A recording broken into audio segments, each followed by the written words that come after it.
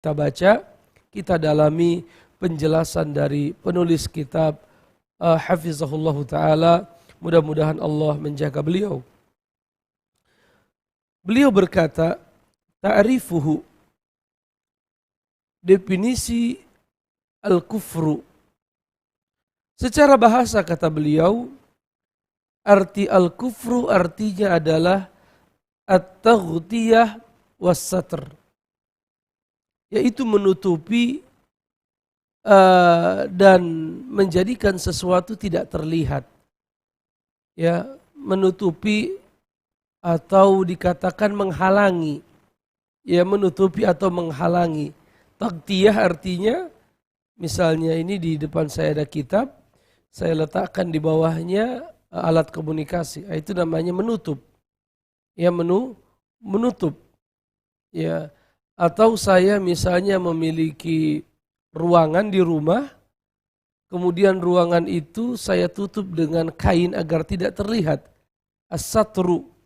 Ini dalam bahasa al-kufru bimakna at-taghtiyah was-satru. Itu secara bahasa, ma'asyiral muslimin. Jadi sebenarnya secara bahasa maknanya biasa saja. Ya, kalau dibanding dengan makna non-Islam atau non-Muslim, tentunya al-Islam artinya tunduk, selamat atau damai. Non-Islam berarti tidak selamat, tidak damai.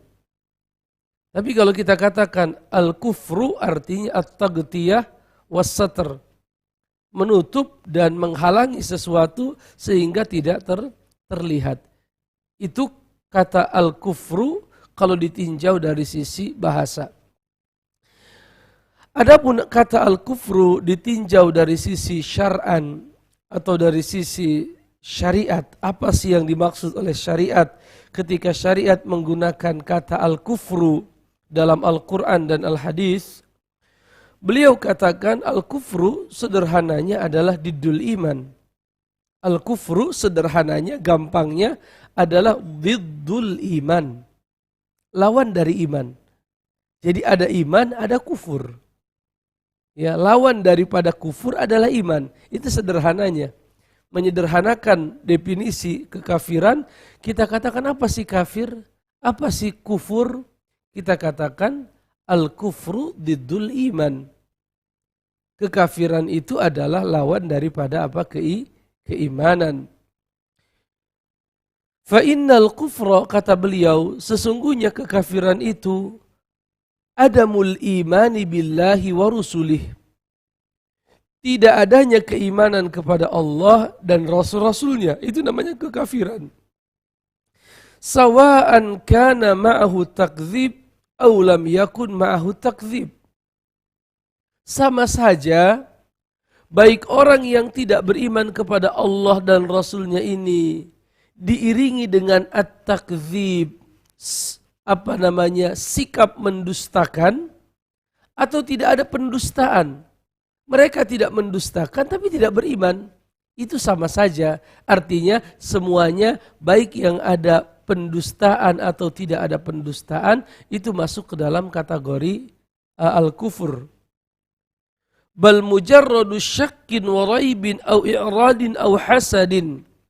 Bahkan sekedar seseorang ragu atas keimanannya kepada Allah dan para Rasul, ya, keraguan atau berpaling dari Allah dan Rasulnya, au hasadin, atau dengki, ya, kepada Rasulullah misalnya, atau kepada ajaran syariat, au kibrin, atau dikarenakan kesombongan, au ittiba'i li ba'dil ahwa'is saddah an ittiba'ir risalah, atau terkadang dikarenakan kita mengikuti nafsu, ya, yang menghalangi kita dari mengikuti syariat kebenaran Islam. Jadi kufur itu tidak hanya at-takdzib, tidak hanya ketika seseorang mendustakan, tidak.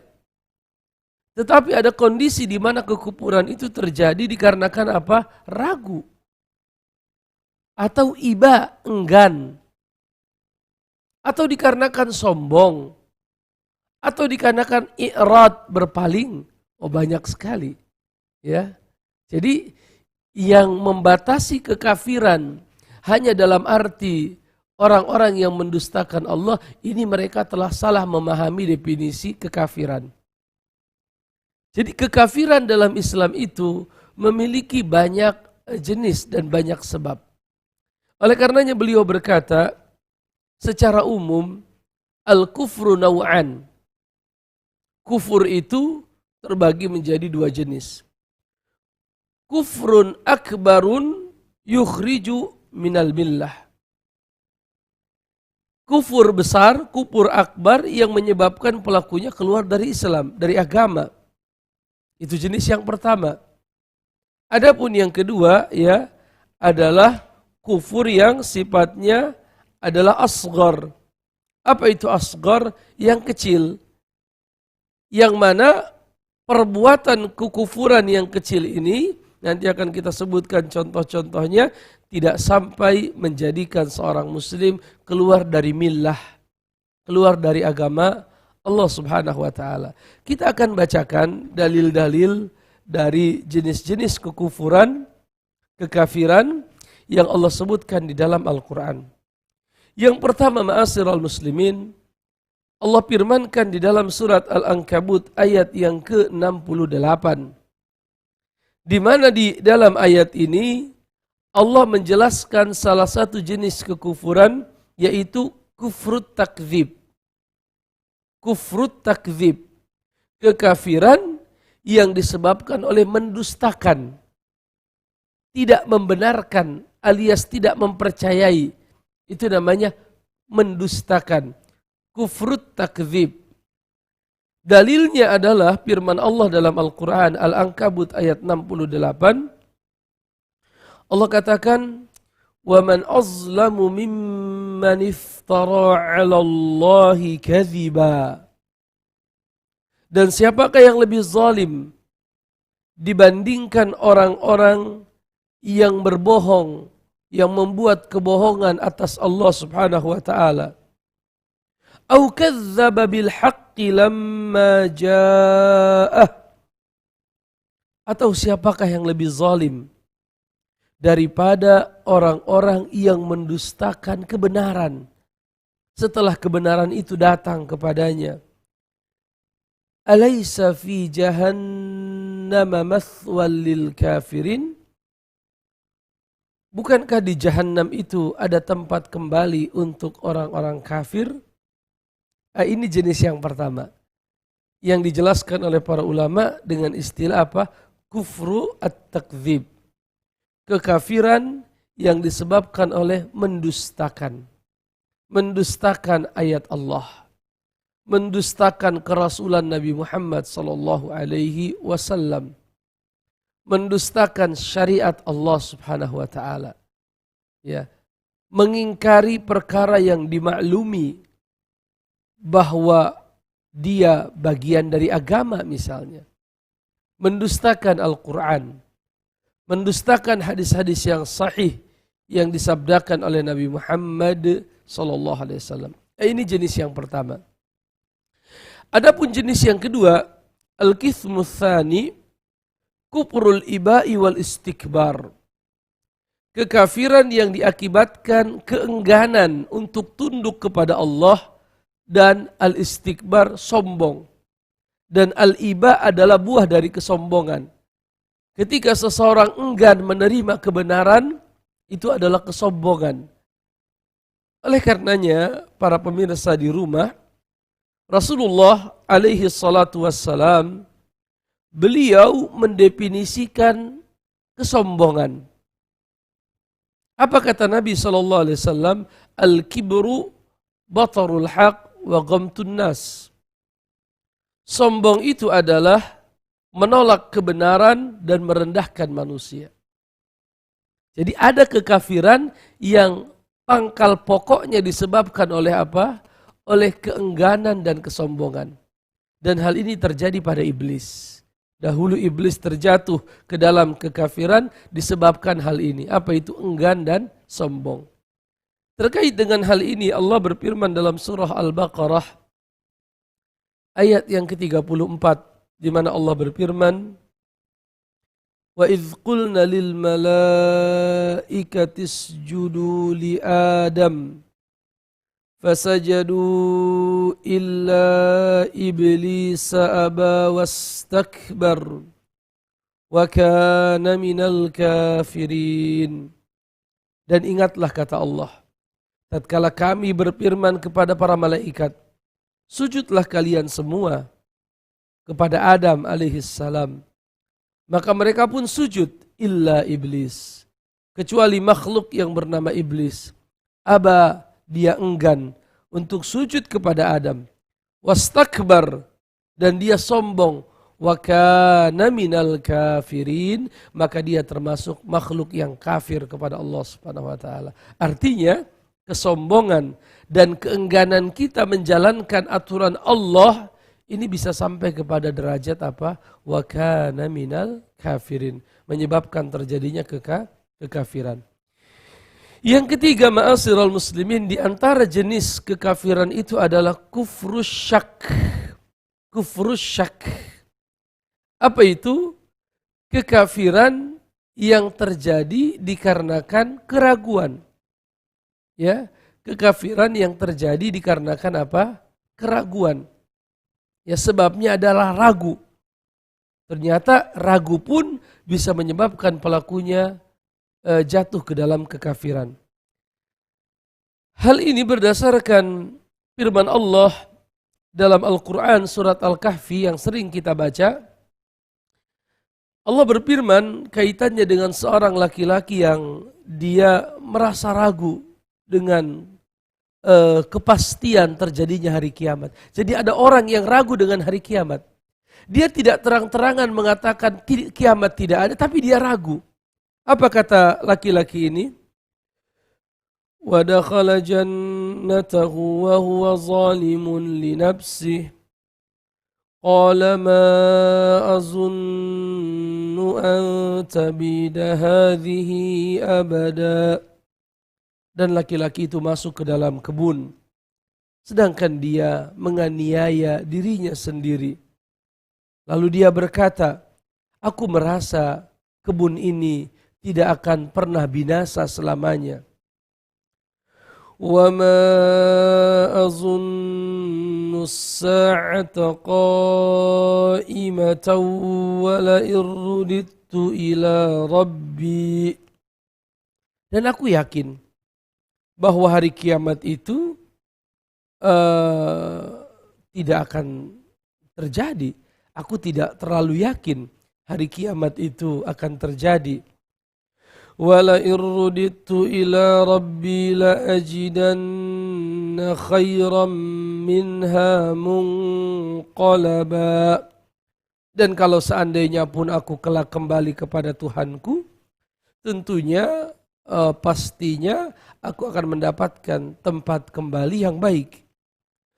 Qala lahu sahibuhu wa huwa yuhawiruh. Maka berkatalah sahabatnya yang beriman, ya, berbincang dengan laki-laki yang ragu terhadap Allah Subhanahu wa taala. Akafarta billadzi khalaqaka min turab. Apakah engkau kafir, ingkar kepada Allah yang telah menciptakanmu dari tanah? Thumma min nutfatin thumma sawwaka rajula. Apakah engkau kafir kepada Allah yang menciptakanmu dari tanah, kemudian dari setetes mani, kemudian menyempurnakan penciptaanmu? Lakinnahu Allahu Rabbi wa la usyriku bi Rabbi ahada. Adapun aku, diriku ini, aku yakin kepada Allah, dialah Rabbku, ya, wala usyriku bi Rabbi ahada, dan aku tidak akan menyekutukan Allah dengan sesuatu apapun. Di ayat ini Allah menyebutkan salah satu jenis dari kekafiran adalah kufru asyak. Kekafiran yang disebabkan oleh apa? Keraguan. Ya, ragu, tidak yakin kepada ayat-ayat Allah. tidak ragu kepada kesempurnaan syariat Allah dan lain sebagainya. Jenis yang keempat dari kekafiran, kata beliau, adalah kufrul i'rad. Kufrul i'rad, yaitu kekafiran yang sebabnya adalah berpaling, tidak mau tunduk kepada Allah Subhanahu wa taala. Allah berfirman dalam Al-Qur'an surat Al-Ahqaf ayat yang ketiga. Allah katakan, وَالَّذِينَ كَفَرُوا عَمَّا أُنذِرُوا مُعْرِضُونَ. Dan orang-orang yang kafir itu, mereka berpaling dari peringatan, ya, dari peringatan Allah Subhanahu wa taala. Jadi orang-orang yang berpaling dari kitabullah Al-Qur'an, berpaling dari petunjuk Nabi Muhammad SAW, ini bisa menjadi sebab jatuhnya dia ke dalam kekufuran. Itu jenis yang keempat. Jenis yang terakhir dari kufur akbar, tadi kita katakan kekafiran ada dua. Ada al-kufrul akbar, ada al-kufrul asgar. Kufrul akbar terbagi menjadi 5. Yang pertama takdzib, yang kedua adalah al-iba wal istikbar, yang ketiga adalah syak yaitu ragu, yang keempat adalah i'rad, dan yang terakhir yaitu yang kelima adalah kufrun nifaq. Kekafiran yang sebabnya adalah kemunafikan. Beda di lisan, beda di hati. Di lisan mengaku beriman, di hati tidak beriman. Allah Subhanahu wa taala berfirman dalam surah Al-Munafiqin ayat yang ketiga. Allah katakan, ذَلِكَ بِأَنَّهُمْ آمَنُوا ثُمَّ كَفَرُوا فَطُبِعَ عَلَى قُلُوبِهِمْ فَهُمْ لَا يَفْقَهُونَ. Hal itu dikarenakan mereka beriman, kemudian mereka kafir, maka kami tutup hati mereka, fahum la yafqahun, sehingga mereka tidak bisa memahami ayat-ayat Allah Subhanahu wa taala.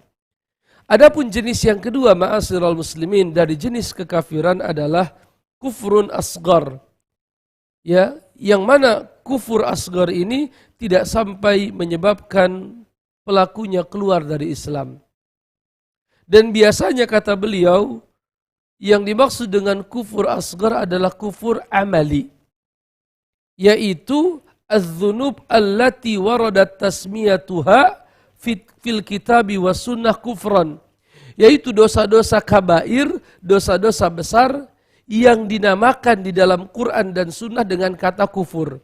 Jadi ada dosa-dosa besar yang tidak sampai menyebabkan pelakunya keluar dari Islam, tetapi Allah Subhanahu wa taala, begitupun Nabi Muhammad sallallahu alaihi wasallam membahasakannya dengan kata kufur. Contohnya misalnya di dalam surah An-Nahl ayat 112, Allah berfirman, وَضَرَبَ اللَّهُ مَثَلًا قَرْيَةً كَانَتْ آمِنَةً مُطْمَئِنَّةً. Dan Allah memberikan perumpamaan tentang satu negeri yang dahulunya aman dan tentram. يَأْتِيهَا رِزْقُهَا رَغَدًا مِنْ كُلِّ مَكَانٍ. Datang kepada mereka rizki dari segala penjuru, dari segala arah. فَكَفَرَتْ بِأَنْعُمِ اللَّهِ. Tetapi mereka kafir kepada nikmat-nikmat Allah. Ini namanya kufur nikmat. Ya, tidak sampai menyebabkan pelakunya keluar dari Islam.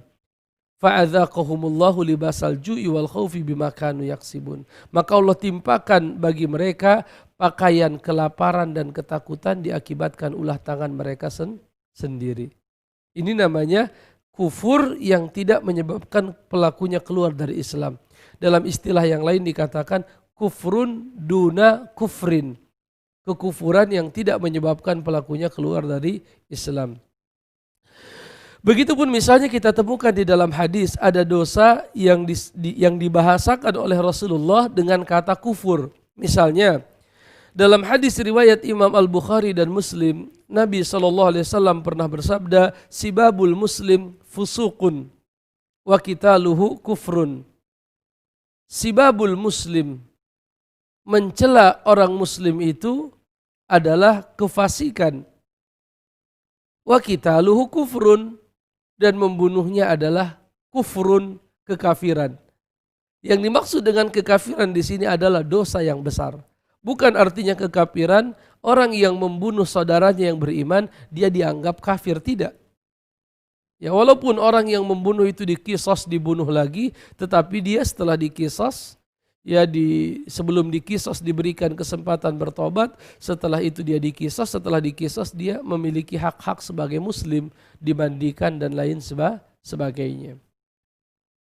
Begitupun dalam hadis riwayat Imam Bukhari dan Muslim, Rasulullah pernah bersabda, la tarji'u ba'di kuffaran yadribu ba'dukum riqaba ba'd. Janganlah kalian kembali kepada kekafiran, yaitu sebagian kalian membunuh yang lainnya. Jadi di sini membunuh disebut dosa kekafiran. Tetapi kafir di sini tidak diartikan kafir yang menyebabkan pelakunya keluar dari Islam. Begitupun misalnya dalam hadis yang sahih riwayat Imam Al-Bukhari, riwayat Imam At-Tirmidzi, Rasulullah pernah bersabda, man halafa bi ghairillahi faqad kafara au asyrak. Siapa yang bersumpah dengan selain nama Allah, sungguh dia telah kafir dan syirik. Misalnya ada orang yang berkata demi langit, demi bumi, ya, demi kamu misalnya. Dia bersumpah dengan nama selain Allah, itu kafir dan syirik. Tetapi kafir dan syirik di sini tidak diartikan sebagai kufur akbar, tetapi diartikan kufur asghar. Begitupun misalnya ma'asyiral muslimin, beliau katakan faqad ja'alallahu murtakibal kabirah mu'minan. Bahkan Allah telah mensifati sifat iman atas pelaku dosa besar. Misalnya firman Allah dalam Al-Quran, ya ayyuhalladzina amanu kutiba alaikumul qisasu fil qatla. Wahai orang-orang yang beriman, kalau terjadi pembunuhan di antara kalian, Allah telah mewajibkan atas kalian qisas. Jadi kalau di antara orang yang beriman ada pembunuhan, itu dikisos. Artinya sifat imannya belum hilang. Begitupun dalam ayat yang lain, surah Al-Baqarah ayat 178 Allah berfirman, faman ufiya lahu min akhihi syai'un fattiba'un bil ma'ruf wa ada'un ilaihi bi ihsan. Dan siapa yang mendapatkan maaf dari saudaranya, artinya si A membunuh si B, saudaranya si B memaafkan si A yang harusnya dikisos, dimaafkan. Allah katakan barang siapa yang diberikan maaf oleh saudaranya, artinya Allah tidak menghilangkan hak-hak saudara, artinya dia masih muslim. Ya, maka bayarlah diyatnya dan tunaikan dengan benar. Begitupun dalam Al-Quran surat Al-Hujurat ayat yang ke-9 Allah berfirman, wa in ta'ifatani minal mu'minina qatatalu fa aslihu bainahuma. Kalau seandainya ada dua kelompok dari orang-orang yang beriman saling berperang, maka damaikanlah. Artinya konflik dan peperangan bahkan saling membunuh tidak otomatis menjadikan mereka divonis kafir. Lalu apa arti kafir di hadis yang tadi? Yaitu dosa besar. Ya, dosa yang besar, atau istilah yang lain kufrun duna kufrin. Begitupun di ayat yang lain surat Al-Hujurat ayat yang ke-10 Allah berfirman, innamal mu'minuna ikhwatun fa'aslihu baina akhwaikum. Sesungguhnya orang-orang mukmin itu bersaudara, maka damaikanlah di antara mereka.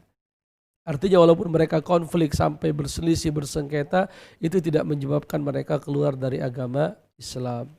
Allah alam bisawab, ma'asyiral muslimin. Ini beberapa hal kaitannya dengan kekafiran, definisi secara bahasa dan syariat, dan juga jenis kekafiran. Jangan kemana-mana, kita kembali setelah beberapa iklan berikut ini.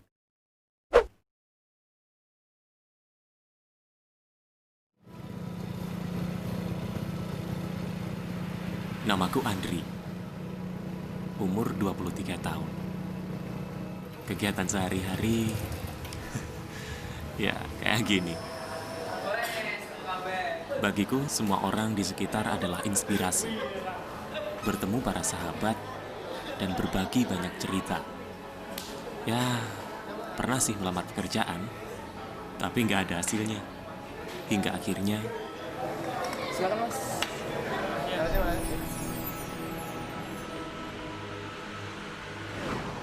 Sebagai generasi milenial, aku selalu ingin mencoba sesuatu yang baru.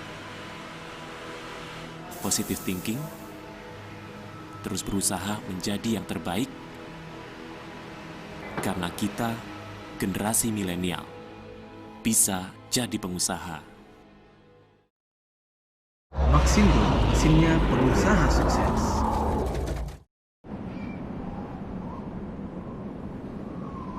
Halo para ayah dan bunda, ayo buat sendiri panganan sehat untuk cemilan maupun bekal sekolah anak-anak Anda. Egg Roll Maker tipe ARD 303 dapat membuat jajanan egg roll dengan aneka macam isian telur, sosis, keju, sayur-sayuran, dan masih banyak lagi.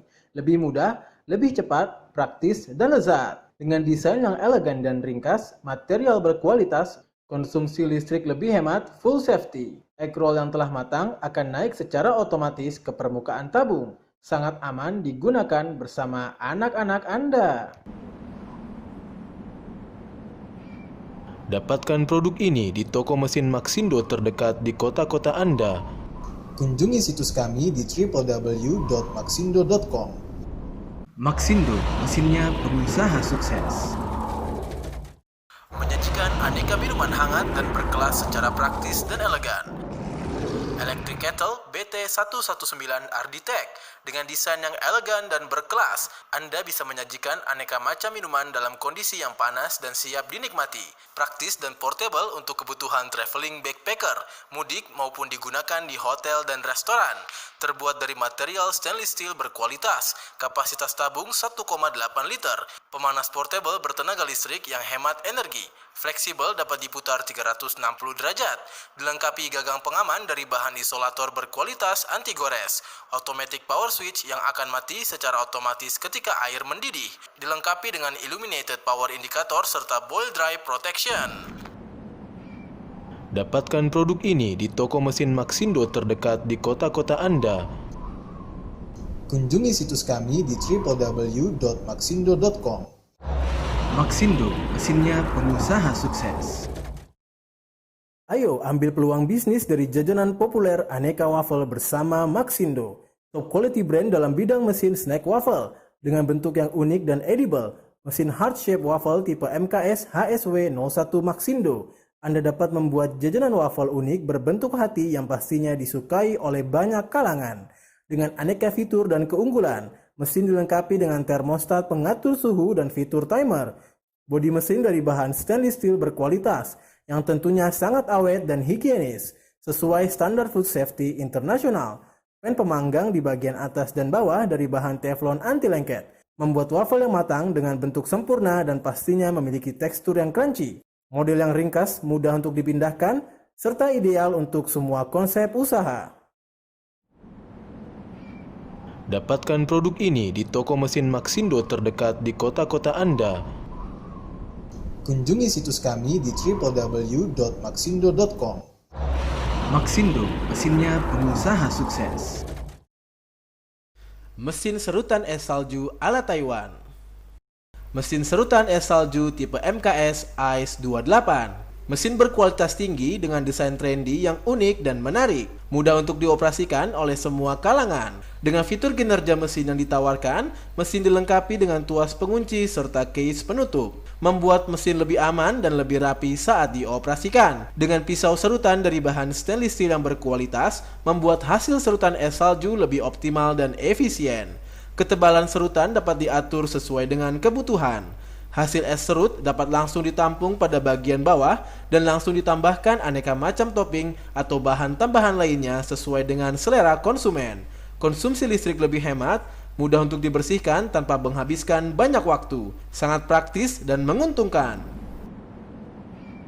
Dapatkan produk ini di toko mesin Maxindo terdekat di kota-kota Anda. Kunjungi situs kami di www.maxindo.com. Maxindo, mesinnya pengusaha sukses.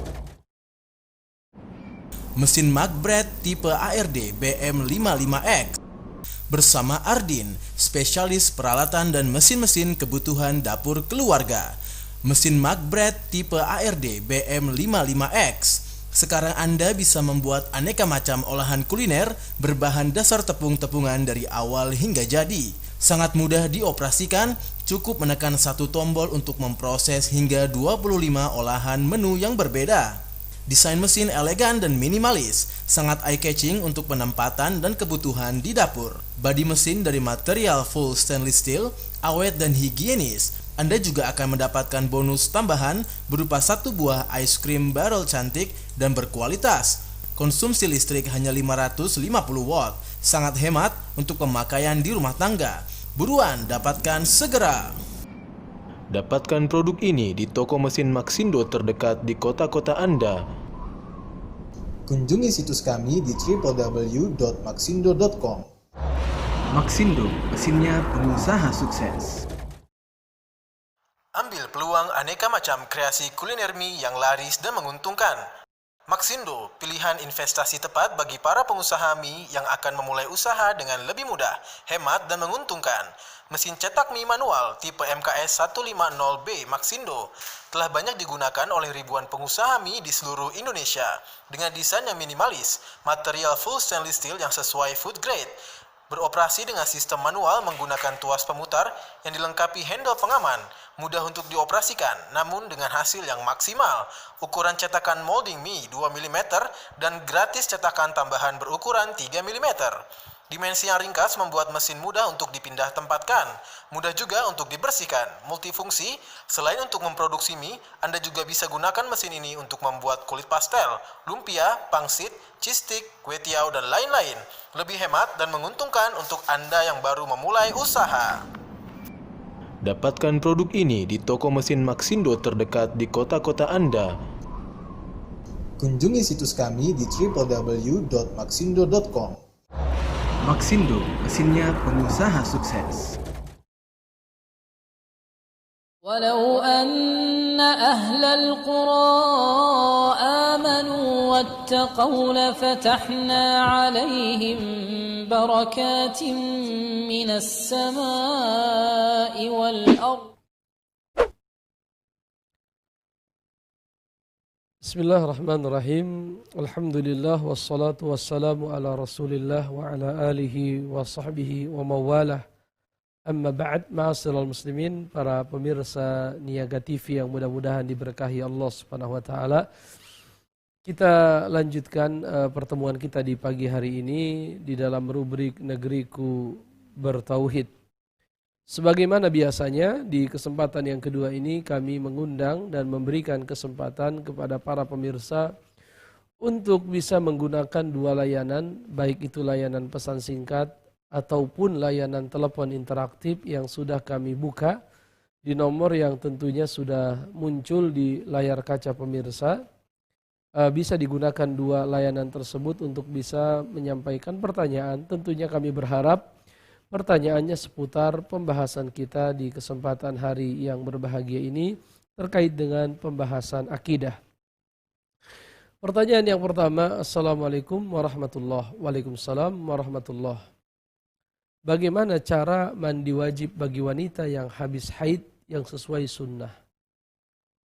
Wallahu a'lam bishawab, ya, hukum asalnya mandi itu dalam Islam artinya adalah meratakan air ke seluruh tubuh. Itu hukum asalnya, meratakan air ke seluruh tubuh. Kita ratakan airnya ke seluruh tubuh dengan niat mengangkat hadas. Itu dari sisi rukunnya. Walaupun memang ada hal-hal yang diajarkan oleh Nabi secara khusus kaitannya dengan mandi besar, ya. Misalnya kalau kita kembalikan kepada kebiasaan Nabi, ini konteksnya mandi junub, tetapi ini bisa kita ambil sebagai pelajaran. Diceritakan oleh Aisyah radhiyallahu taala anha bahwa Nabi itu kalau mandi junub yang pertama adalah membasuh kemaluan. Itu yang pertama. Jadi dibersihkan kemaluannya sebersih-bersihnya. Setelah itu beliau cuci tangan. Kalau sekarang ya pakai sabun cuci tangan, kita bersihkan. Beres cuci tangan beliau berwudu. Itu yang ketiga, berwudu. Wudu untuk sebelum mandi besar. Beres berwudu, wudunya sama seperti akan salat. Yang ketiga, yang keempat adalah mencuci, menyiramkan air ke kepala minimal 3 kali. Orang bilang keramas. Selesai kepala, yang kelima adalah badan sebelah kanan. Kanan dulu baru pindah ke kiri. Setelah itu baru ditutup dengan apa? Mencuci kaki. Kaki dicuci secara khusus karena semua kotoran dari atas melewati bagian kaki. Dan apa yang dilakukan oleh wanita tidak jauh, ya. Boleh tidak harus melepas kepangan rambut atau tidak harus, disunnahkan saja. Kalau mau melepaskan baik, tapi kalaupun tidak dilepaskan sah dengan syarat airnya sampai ke seluruh bagian dari kepala. Wallahu a'lam bishawab. Ada Bapak Ahmad di Medan, coba kita angkat. Assalamualaikum. Halo, assalamualaikum. Waalaikumsalam warahmatullahi wabarakatuh. Silahkan Bapak. Pak Ahmad di Medan, Pak. Baik, silahkan Pak Ahmad. Begini Pak, hari ini kan kita berbicara masalah kufur ya Pak ya. Baik. Nah, salah satunya tadi keraguan-raguan. Jadi gini Pak, kadang juga timbul nih di hati ini subuhat-subuhat yang semacam itu Pak kan. Mohon maaf, suara Bapak agak ditinggikan. Iya ya. Baik. Terkadang muncul juga nih di hati kita Pak subuhat-subuhat yang kayak itu. Nah, kadang kan di waktu sholat kita itu kan untuk mencapai derajat khusyuk dalam sholat kan kita harus memahami apa yang kita baca kan. Baik, salah satunya. Nah, jadi kadang begitu kita pahami timbul penolakan di hati gitu Pak. Jadi gimana nih solusinya Pak nih? Ketika dipahami, kenapa Bapak? Ketika kita pahami, adalah subuhat masuk ke hati ini. Bukan begitu, begini, begitulah Pak. Baik. Nah, itu pertanyaannya Pak. Jadi gimana solusinya biar hati ini istiqomah? Baik. Agar jangan keraguan lah istilahnya Pak ya. Baik. Nah, Baik. Assalamualaikum Barakallahu Ahmad di Medan. Jadi ada hadis dan ini pernah kita bahas di dalam rubrik noda-noda hitam, bahwasanya syaitan terkadang datang kepada kita membisikkan pertanyaan-pertanyaan. Siapa yang menciptakan langit? Siapa yang menciptakan bumi? Allah. Siapa yang menciptakan manusia? Allah subhanahu wa ta'ala. Lalu di akhir dia bertanya, siapa yang menciptakan Allah subhanahu wa ta'ala? Kalau hal ini datang kepada kalian, kata Rasulullah sallallahu alaihi wasallam, berta'awudlah, berta'awudz, yaitu mohonlah perlindungan kepada Allah subhanahu wa ta'ala. A'udzubillahi minasyaitonir rajim. Kita berta'awudz, ya, artinya memohon perlindungan kepada Allah subhanahu wa ta'ala. Yang kedua, kalau kita dalam sholat, kita boleh meludah ke kiri 3 kali, ya, seperti itu. Meludah tiga kali. Dan kita pun boleh misalnya mengatakan dalam misalnya kita tidak sholat, kita muncul rasa yang seperti itu, yang kalau seandainya kita ucapkan kita binasa karena ucapan itu tidak pantas diucapkan atas Allah subhanahu wa ta'ala, maka kita katakan amantu billahi wa rasulihi, amantu billahi, amantu billah, aku beriman kepada Allah, aku beriman kepada Rasulnya, aku beriman kepada Allah, aku beriman kepada Rasulnya. Setelah itu perbanyak kita berzikir, ya, karena dengan berzikirlah hati kita akan menjadi tenang. Allah berfirman dalam Al-Quran, ala bizikrillahi tatma'innul qulub, dengan berzikir kepada Allah hati akan merasakan ketenangan. Jadi kita perbanyak berzikir, beristighfar, membaca subhanallah bihamdi, subhanallahil azim, dan zikir-zikir yang lainnya. Dan tentunya terus-menerus mempelajari Al-Quran, mempelajari sunnah Rasulullah SAW, yang dengannya iman kita semakin kuat. Ya, iman kita semakin kuat. Begitupun menyibukkan diri kita dengan ibadah. Ya, karena biasanya ketika kita sedang sendiri, ya barulah datang hal-hal yang tidak baik. Ketika kita sedang, orang Jakarta bilang bengong, sedang merenung, datanglah hal-hal yang tidak baik. Tetapi ketika kita gunakan waktu kita untuk aktivitas yang baik, menuntut ilmu, mendengarkan ceramah atau beribadah kepada Allah, berzikir, insya Allah hal-hal yang buruk yang muncul di hati kita itu akan kita bisa minimalisir. Wallahu a'lam bishawab. Pertanyaan yang kedua, Assalamualaikum warahmatullahi wabarakatuh. Waalaikumsalam warahmatullahi. Hamba Allah di Kalimantan Barat, apabila seorang melakukan perbuatan syirik tapi dia tidak tahu itu kesyirikan yang besar, apakah amal ibadahnya tetap terhapus walau dia tidak tahu itu kesyirikan? Wallahu a'lam bishawab ya. Yang pertama adalah permasalahan agama ini bertingkat. Bertingkat dalam pengertian ada yang memang al-umur al-jaliyah, al-umur al-ma'lumah minad din bid-darurah, perkara-perkara yang terang benderang dan perkara-perkara yang dimaklumi bahwa dia bagian dari agama, tentunya ini tidak ada uzur, tidak ada kemakluman kalau terjadi kesalahan. Tetapi kalau perkara-perkara yang samar, kaitannya dengan rincian-rincian akidah, dengan rincian-rincian kesyirikan, sangat mungkin bisa saja terjadi ketidaktahuan. Misalnya tadi saya mengatakan bahwa Rasulullah bersabda, "Man halafa bi ghairillahi faqad asyrak." Siapa yang bersumpah dengan selain nama Allah, sungguh dia telah menyekutukan Allah. Sebagian kita sering mengatakan demi Allah, demi Rasul, demi Allah, demi Quran, misalnya kan begitu. Dan ketika dia mendengarkan hadis ini, dia kaget. Dia tidak tahu. Ya. Artinya kalau memang kelak di hadapan Allah dia memang orang yang tidak tahu, ya bisa saja dia dimaafkan. Bisa saja dia dimaafkan. Karena ada riwayat bahwa dahulu ya ada seorang laki-laki yang pernah berwasiat. Apa wasiatnya? Wasiatnya kalau dia meninggal agar jasadnya dibakar. Setelah dibakar, abunya disebar di laut. Dan dia berwasiat seperti itu karena takut kepada Allah Subhanahu wa taala. Takut dengan dosa-dosa yang pernah dia lakukan. Maka pada hari kiamat dia dibangkitkan oleh Allah Subhanahu wa taala. Kemudian ditanya tentang perbuatannya, kenapa dia melakukan itu. Lalu dia katakan bahwa dia takut kepada Allah, maka Allah mengampuninya. Padahal dia telah melakukan pelanggaran yang fatal. Apa itu?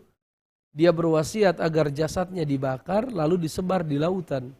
Bukankah artinya dia telah mengatakan Allah tidak sanggup menghidupkannya kelak pada hari kiamat? Artinya ada kondisi-kondisi yang lain. Kita hanya bisa menghukumi secara umum bahwa siapa yang melakukan ini telah melakukan kesyirikan. Adapun si A, si B, si C, hendaknya semangatnya adalah semangat dakwah. Kalau ada yang berkata, Ustaz tetangga saya si A, si B, si C, dia melakukan ini dan itu. Jadi semangat kita bukan semangat memponis dia kafir atau musyrik. Ya itu sudah ada hukumnya dalam syariat. Tetapi bagaimana semangat kita tarik kepada semangat namanya semangat amar ma'ruf nahi mungkar. Oleh karenanya ada seorang ulama, Syekh Muhammad Al-Ghazali, saya pernah membaca satu buku, ditanya apa hukumnya salat, apa hukumnya orang yang meninggalkan salat. Beliau ditanya apa hukumnya orang meninggalkan salat. Maka beliau menjawabnya dengan sederhana, ya diajak salat. Nah, jadi begitu.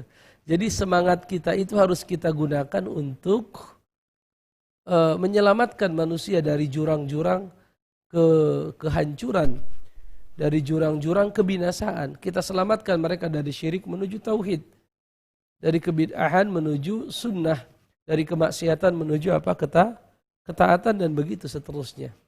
Jelas ma'asyiral muslimin ya. Jadi kalau memang dia tidak tahu ya diberitahu kan begitu. Ya kalau sudah tahu ya jangan melanggar. Wallahu a'lam bishawab. Kita memasuki pertanyaan yang ketiga. Sepertinya ada penelpon. Coba kita angkat. Assalamualaikum.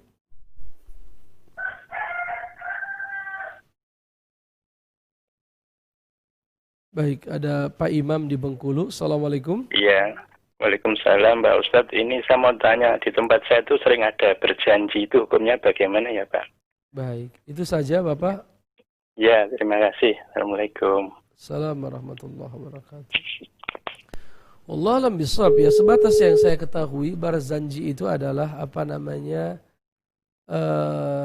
sejarah ya, cerita tentang Nabi Muhammad SAW ketika dilahirkannya, lalu ketika beranjak dewasa, itu semua berisi tentang manaqib atau sirah perjalanan Nabi Muhammad SAW.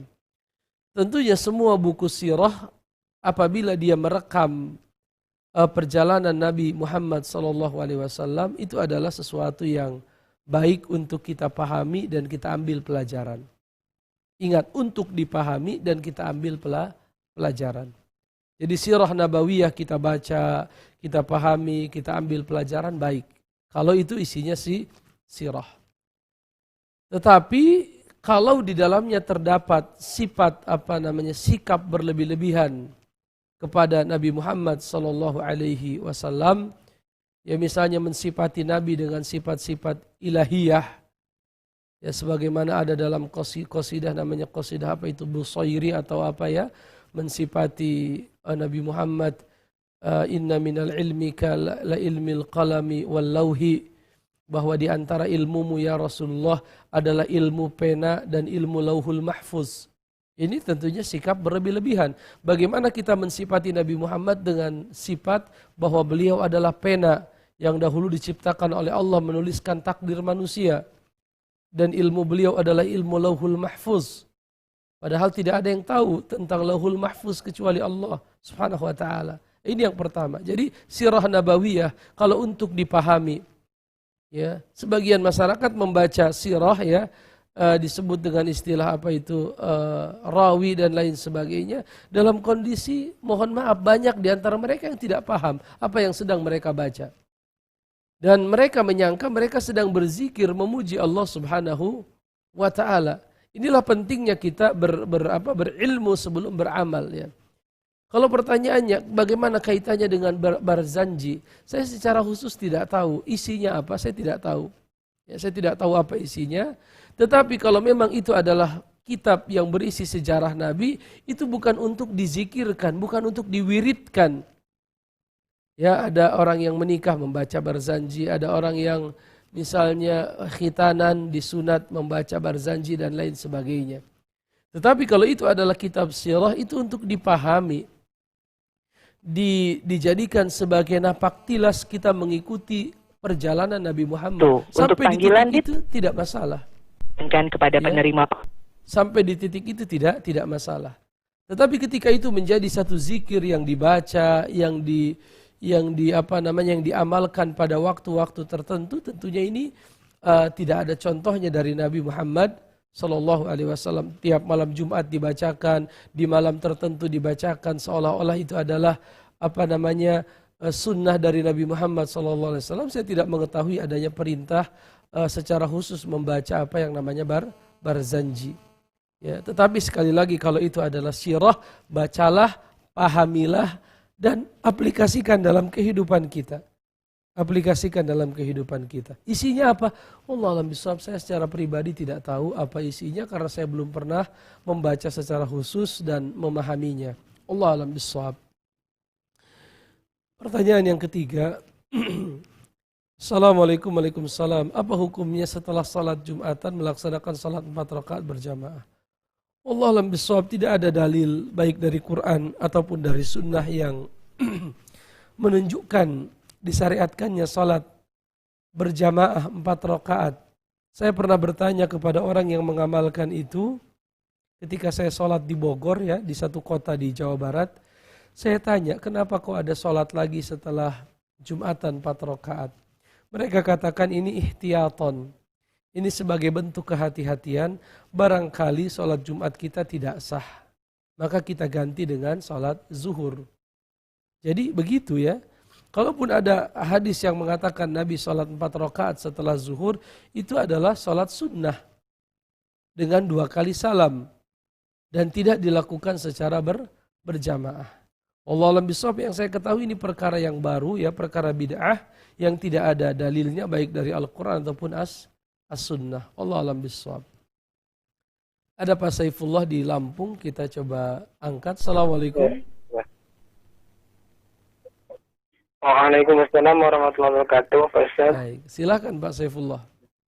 Ini Pak Ustaz, saya mau bertanya nih Pak Ustaz, tentang ini nih Pak Ustaz, tentang dicabut nyawa nih Pak Ustaz. Jadi ada satu kisah katanya Pak Ustaz, bener apa enggak ini ya, satu riwayat kisah ini, bahwa ada seorang muslim ketika ingin dicabut nyawa, katanya kan dicabut nyawa dari kaki nggak bisa, katanya karena banyak ibadah, dari tangan nggak bisa, dari lisan nggak bisa. Maka setelah itu malaikat mengadu kepada Allah, katanya bahwa dikasih bacaan Bismillah di satu lembar tangannya atau gimana gitu Ustaz, dilihatkan lalu dicabut nyawa, lalu nyawanya itu ikut gitu Ustaz. Apa itu kisah itu benar apa enggak Pak Ustaz? Itu kan begini Pak Ustaz, maksudnya apakah bisa seorang muslim dicabut nyawanya tidak sakit dalam akhir zaman ini? Caranya bagaimana tadi Pak? Ditulis Bismillah di tangannya? Ya, di tangan atau nggak tahu dari kartu gitu Pak Ustaz ceritanya. Baik. Terus dilihatin ke seorang muslim tersebut, terus ikut nyawanya katanya Ustaz. Jadi yang tanyakan gini Pak Ustaz juga, apakah bisa seorang muslim akhir zaman ini dicabut nyawa nggak sakit gitu Pak Ustaz? Apakah ada amal-amalan tertentu yang bisa dicabut nyawa nggak sakit gitu Pak Ustaz? Gitu aja Pak Ustaz. Jazakallah khair. Assalamualaikum warahmatullahi wabarakatuh. Allah alam bisawab ya. Kisah itu tidak bisa dipertanggungjawabkan. Apalagi kisah itu mengandung syariat. Dan syariat itu dari mana kok kisah mengandung syariat? Yaitu kalau ingin ringan sakaratul mautnya tulis Bismillah di tangannya dan lain sebagainya. Ini kan perintah namanya. Yang kita tahu misalnya lakinu mautakum la ilaha illallah. Ya, bacakan la ilaha illallah di telinga orang yang akan meninggal, tujuannya agar dia bisa mengikuti. Karena kalau orang yang akan meninggal membaca la ilaha illallah, dakhalal jannah, berdasarkan sabda Nabi, man kana akhiru kalamihi la ilaha illallah dakhalal jannah. Siapa yang kalimat terakhirnya la ilaha illallah, maka dia akan masuk surga.